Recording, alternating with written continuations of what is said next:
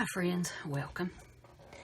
In today's video, I'm going to show you some recipe books that I have made using the dollar store, the Dollar Tree, Walmart, dollar store photo albums. These are just the little albums that you can get for 98 cents to $1, depending on, whether you get them at Walmart or wherever. I think when I got these, they were 98 cents at Walmart, and of course they were $1 at Dollar Tree and the dollar store.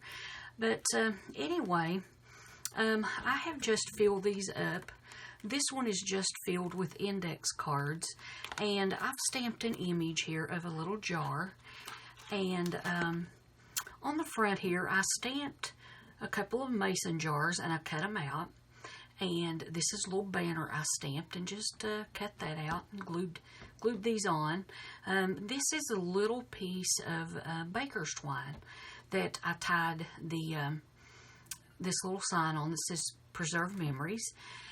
This is a piece of cardstock, and I made a piece of paper lace out of it using a punch that I have. Then I just glued a button on and a little piece of rickrack. And I've tied a ribbon through the center there. And so there's that one.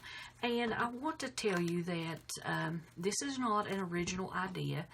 I found this idea from a video that I watched maybe a year ago. The lady's name, well, her YouTube channel is Lyric Lover, and I'll link that below. And on her video, she was doing Christmas recipe books, and so that's where I got this idea from.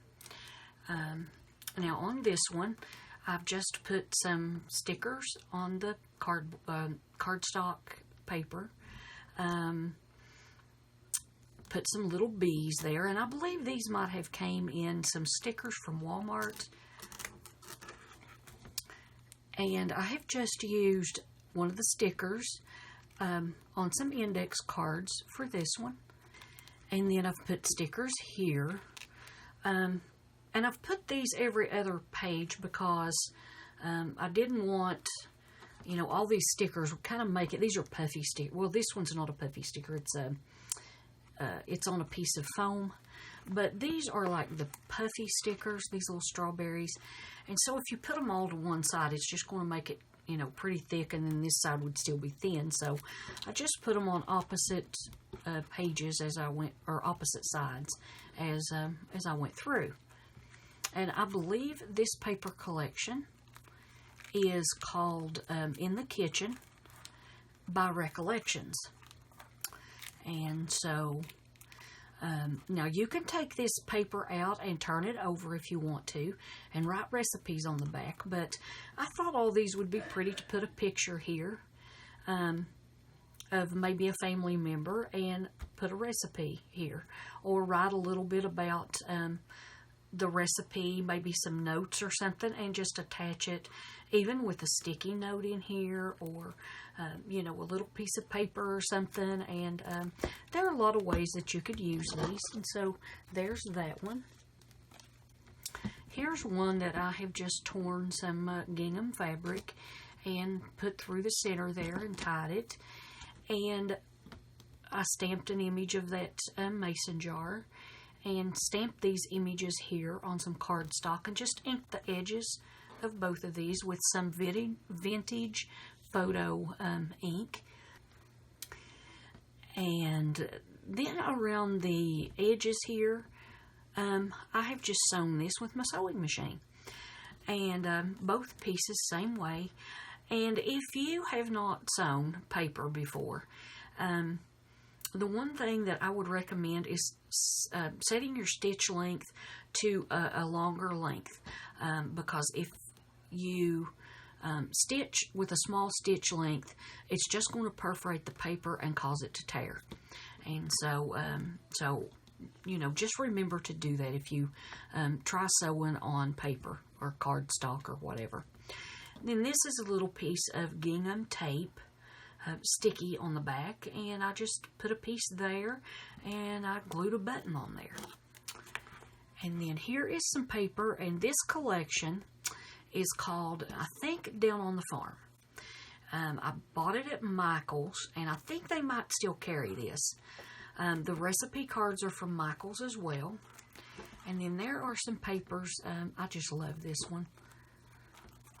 And I love that one. There's a lot of these that I really like in this collection.